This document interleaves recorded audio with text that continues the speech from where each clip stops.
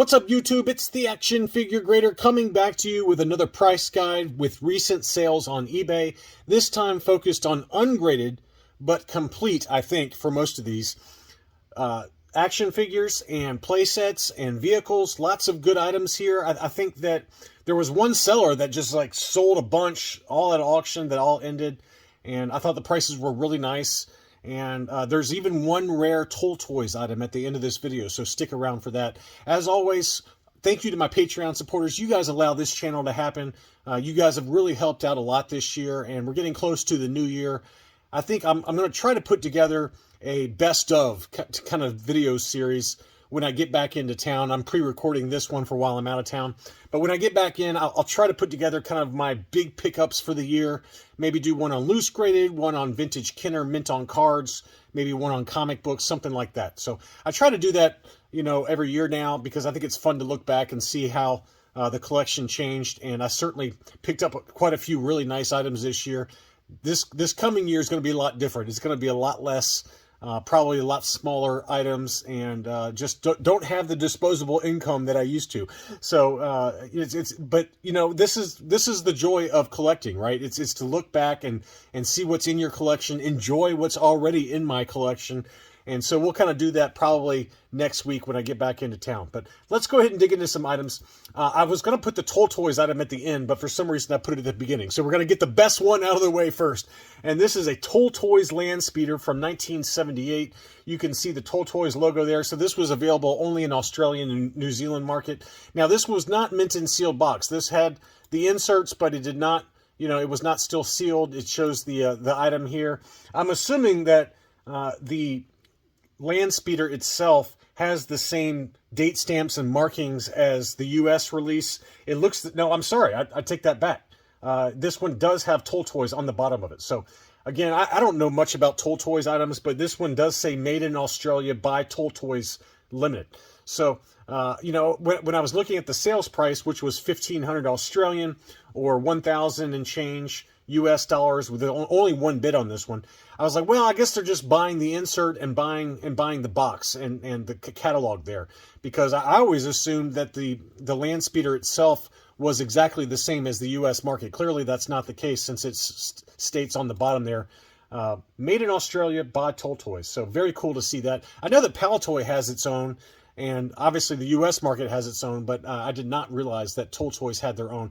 But you can see how rough it is. It's not in great condition. A lot of wear to the chrome on that land speeder, but it's extremely rare. I mean, this is one of the earliest kind of Toltoys items, Toltoys market, you know, Australian and New Zealand market exclusive. So pretty incredible item, and congratulations to the winner on that one. That's a beautiful box too. The box is in fantastic condition. You can see that little sticker there. Not only does it have the blue Toltoys logo, but it says made for Toltoys, a division of General Mills. So, wow, what an incredible item, and congratulations to whoever got that one. Again, the sales price was 1,500 Australian dollars, or about 1020 US. Next up was Darth Vader's TIE Fighter. It included the inserts and unused sticker sheet, the instructions, as well as the catalog. Beautiful item. This one sold for $224.50 plus $16 shipping. Here's the unused sticker sheets there, all of the inserts and catalog. So this is 100% complete. Obviously, this wouldn't qualify for like the qualified grading with AFA, since it's not unused contents. It's been kind of taken out and shuffled around. I don't know how they verify all that, but I mean, I guess in theory it could be qualified for the Q grading, but I don't know for a fact. You know, obviously the battery compartment still has that little piece of paper inside, so maybe it does. I don't know, but pretty cool to see one where the stickers to the wings have never been applied, and the box was in kind of rough condition, but overall just an incredible item. And for $225, I mean, that's a pretty great price for an unused Vader's TIE Fighter. Here were a couple of play sets. We got the turret Probot as well as the Imperial attack base from 1980 Empire Strikes Back line of toys. They both look complete based on my very untrained eye. Those two together sold for $159 and change plus $20 shipping. It didn't include the boxes or the inserts or anything like that, but both of those play sets look to be complete. And then just for the Probot by itself, we're going to dig into this seller's items. This seller sold a bunch of really nice loose complete items, and one of those is the Probot. Obviously, this one's missing the stickers that went on the Probot. You can see right there it's missing the stickers as well as for the eye. But just the Probot by itself with no stickers sold for $48 plus $4.50 shipping. Next up is the Dagobah playset. This one it also included R2 as well as all the little kind of boxes that Luke would move around with his force training, and you can see the foam on that swamp has started to degrade a lot. That's pretty common. This one has the sticker that shows it includes the Jedi training backpack. So this is kind of a variation of the Dagobah playset box. The box was also in pretty rough condition, obviously, but it did include the instruction sheet as well as the playset. So that one sold for $158.50 plus $17 shipping. And then he also had, this seller had some beautiful first 12 figures. The first one on the list is a Darth Vader. Really great condition. Look how clean the paint apps are on that chest apparatus. Really nice looking Vader. Saber looked to be in great shape as well. That one sold for $59 plus $4.50 shipping. And a note that I haven't brought up yet, at least not yet as of the filming of this video, AFA has halted all loose grading for Star Wars figures. So, you know, for those of you who are buying loose figures and you're thinking about sending them into AFA, it's not happening. AFA has said that anything postmarked after December 16th, and obviously this video is coming out after that, they're not taking any more loose submissions right now. They're trying to play catch up on their backlog. Just anecdotally, I did speak with a few subscribers that said their loose graded orders from AFA took almost a year. So that is wild to think about. CAS is running about 5 months, and they must be loving this news, the fact that AFA has halted all loose submissions, because CAS seems to be getting faster. AFA, they're still taking packaged items, mint and sealed box items, but they're not taking any loose graded Star Wars figures, which is mind-blowing to me that they're still behind, even though the market is slowing, the collectibles market is slowing. Certainly, I would think the submissions have slowed, but with a year backlog, they need to take a break, and they're just, that's what they're doing. They're taking a break from any loose submissions. So just keep that in mind for those of you that have loose Star Wars figures that you're hoping to get loose graded. Not with AFA, not with AFA. It's going to be UKG or CAS, for at least for the time being.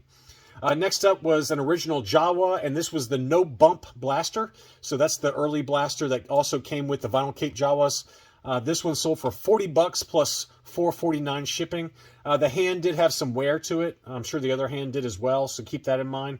But you know, those no bump blasters can be pretty expensive just by themselves. So $40 plus $5 shipping, pretty good price. Next up was an Obi-Wan Kenobi. This one looks like the white hair, although it does have some paint rub on the face, on the beard, and on the hair. But the rest of the figure looked decent, probably like a 75 grade overall. Thin tip saber. This one sold for $28.50 plus $4.50 shipping. Here was a Sand People. This one looked to be in pretty good condition. The silver paint apps around the head were in pretty good shape. A little bit of rub on the cheek protrusions, so to speak. The paint on the bandolier and on the gloves, that looks to be the dark brown paint. I don't know for a fact on that, but this is probably like, again, a 75 plus, maybe low 80 grade. That one sold for $32.50 plus $4.50 shipping. Next up, this is a beautiful Death Squad Commander. The belt buckle was nice and clean, and this is the light blue emblem. A little bit tougher to find the light blue emblem. You can see how bright blue that emblem is on his chest. There is also the more common dark blue emblem, but this light blue emblem is a little tougher to find. This one's a nice shape overall. Probably, I would say it's probably like an 80 plus condition. Maybe a little bit of torso discoloration versus the limbs, but very nice example of the light blue emblem Death Squad Commander. That sold for $39 plus $4.50 shipping. That was a good deal. This one was a combination package with R2-D2 as well as C-3PO. Obviously, the R2-D2 had a little bit of yellowing to the sticker, which is a common problem. A lot of scuffing on the back of the sticker for the R2, so that held the price down. It does have kind of a nice gold look to the dome, and that kind of happens over time. But a lot of people really like the gold domes. They think it's like, it's a new variation. I don't know. I don't know much about R2-D2s, but you know, this is probably like in 70 grade condition. C-3PO, pretty decent shape overall, not terrible at all. But for that combination, for both of them, it was $52 plus $4.50 shipping. I think that's a pretty good price. Next up was a Leia. This Leia was gorgeous, 100% complete with the correct blaster, and maybe just a little bit of rubbing and kind of dirt and things like that on the cape and so forth. maybe would clean up a little bit, but the paint on the face and on the hair was in great shape. That one sold for $208. So, you know, first 12 Leias, Princess Leia's, man, they are expensive, whether they're loose graded or loose complete. I mean, you're just going to pay a boatload for them. $150 is kind of the floor, it seems like, for a decent shape Leia. But this one sold for $208 plus $450 shipping. Next up was a Farm Boy. I was surprised by this price. This was a China COO. It was in pretty good shape overall, but you can very clearly see it's got some yellowing to the tunic around the torso and crotch area. A little bit of scuffing on the neck. So by no means perfect, all right?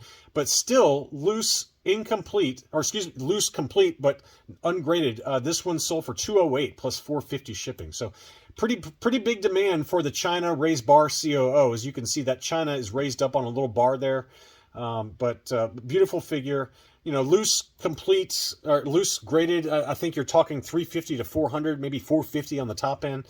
So I guess 208, you know, ungraded is probably about right. The hair and the eyebrows and the eyes look to be really nice and clean. Just a little bit of yellowing going on in the torso. This is probably like a low grade 80 example. Next up was Greedo. Greedo is always pretty easy to find in clean condition. This one sold for $26 plus $450 shipping. Just these were produced in a lot of numbers. I mean, you know, big numbers for the Greedo and the Walrus Man. Walrus Man's a little tougher because of the tusks. They can get some scratching going on.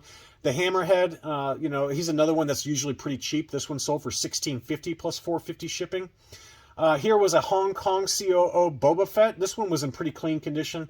A little bit of issue there on the chest armor on the bottom right-hand side, but a little bit of wear to the hand there on the left-hand side. Also a little bit of wear to the kneecap on the right-hand knee. But overall, probably like a low-grade 80 would be my guess on the grade.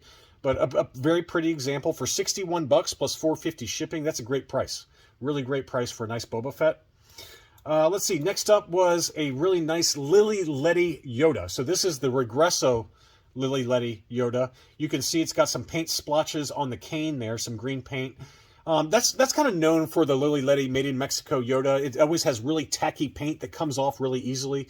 I mean, sometimes you'll touch them and literally the paint will come off in your hand. I don't know why that is, but that's just seems to be the case. And so as a result, the cane and the snake oftentimes do get paint on them. And that's the case here. But this looks to be the correct cane, and the figure is absolutely a Lily Letty. You can just tell by looking at it. It's the correct Regresso Lily Letty. That one sold for $342 plus $450 shipping. That's probably about right. You know, high-grade examples can go anywhere from $450 to $550, if not higher. So $350, you know, let's call it ungraded is probably about right for like an 80 or 80-plus condition. Next up was a squid head, very clean. Really nice shape overall. Just a standard rib cape squid head. That one sold for $31 plus $450 shipping. You can always get pretty good deals on loose, ungraded, near mint plus Return of the Jedi characters. Not all of them, obviously. Like Luke Jedi is one that's pretty expensive, but this one was a really pretty example. And you know, $31 plus shipping is a pretty good buy. Next up, we got a couple of last 17 to round out the video. This was a Warwick, very clean condition overall. Usually the torsos on those can get kind of yellowed, but this one had the quiver as well as the bow, the hood. Everything looked really clean on this one, probably 80 plus or 85 even condition. Really nice. That one sold for $200 plus $450 shipping. I think that's a pretty good fair price for a nice clean work without any yellowing to the torso. And then finally, we got an EV-99 torture droid. New acquisitions. And this one was really clean. The arms and legs look to be in good shape, haven't broken off or anything like that. And the price reflected it, $331 plus $450 shipping. That's a really cool figure. I'd like to get that one, I think, for my collection sometime soon. It's a really pretty figure. Anyway, that's all I really had for this video. Some good deals, some a little bit more on the expensive side, but I thought there was, in general, some really good finds out there. But just keep in mind, if you got loose figures and you want to get them loose graded, AFA is not the way until they open up their loose grading again. Thanks so much for watching, and I'll be back soon.